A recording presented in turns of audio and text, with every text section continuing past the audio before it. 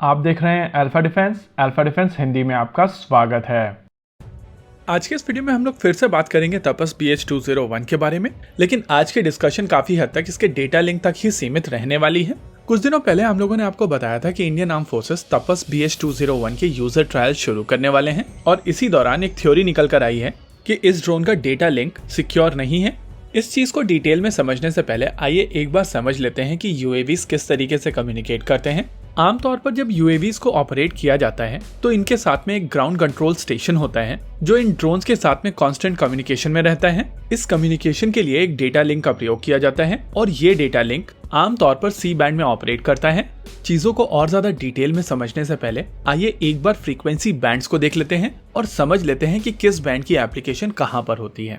अभी आपकी स्क्रीन के ऊपर फ्रीक्वेंसी बैंड्स दिए गए हैं और यहाँ पर आप देखेंगे कि किस तरीके से फ्रीक्वेंसी बैंड चेंज होने के साथ साथ throughput, antenna size, spectrum spread और ससेप्टेबिलिटी चेंज होती है।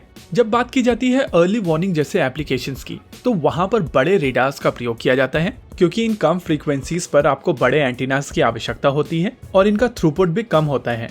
इस वजह से इनकी पावर रिक्वायरमेंट भी बहुत ज्यादा होती है।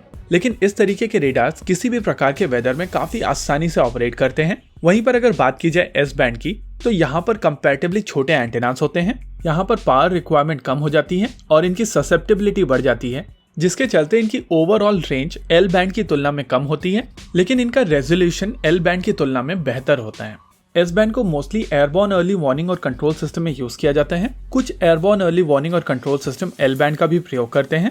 वहीं पर सी बैंड के एंटेनास और छोटे होते हैं। इनकी रेंज कंपैरेटिवली कम होती है, लेकिन इनकी ससेप्टेबिलिटी बढ़ जाती है और रेन में फेडिंग इनकी और ज्यादा होती है। मेजरली सी बैंड को डेटा लिंक के तौर पर यूज किया जाता है। एक्स बैंड में एंटेना और छोटे होते हैं, इनकी पावर रिक्वायरमेंट और कम होती है, साथ ही इनकी रेंज भी कम होती चली जाती है। ये बैंड मेजरली फाइटर जेट के रेडार में यूज किया जाता है। और फिर बारी आती है कू बैंड की, जो बेसिकली सैटकॉम में यूज किया जाता है।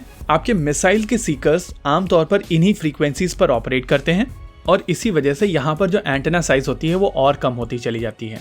एनीवेज, आमतौर पर डेटा लिंक के लिए सी बैंड का प्रयोग किया जाता है और तपस के केस में एक integrated C band data link का प्रयोग किया जाता है।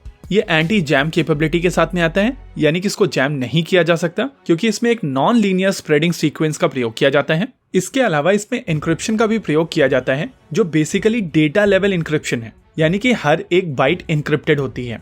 और फन फैक्ट, ये पूरी तरीके से प्रोग्रामेबल है, यानी कि आप अपनी फ्रीक्वेंसीज खुद चूज कर सकते हैं, स्पेक्ट्रम का स्प्रेड बदल सकते हैं, एन्क्रिप्शन स्टैंडर्ड चेंज कर सकते हैं और इसमें जो मॉड्यूलेटर्स यूज किए जाते हैं जिनके माध्यम से प्रोग्रामिंग की जाती है वो डिजिटल मॉड्यूलेटर्स होते हैं, यानी कि ये बहुत एक्यूरेट होते हैं।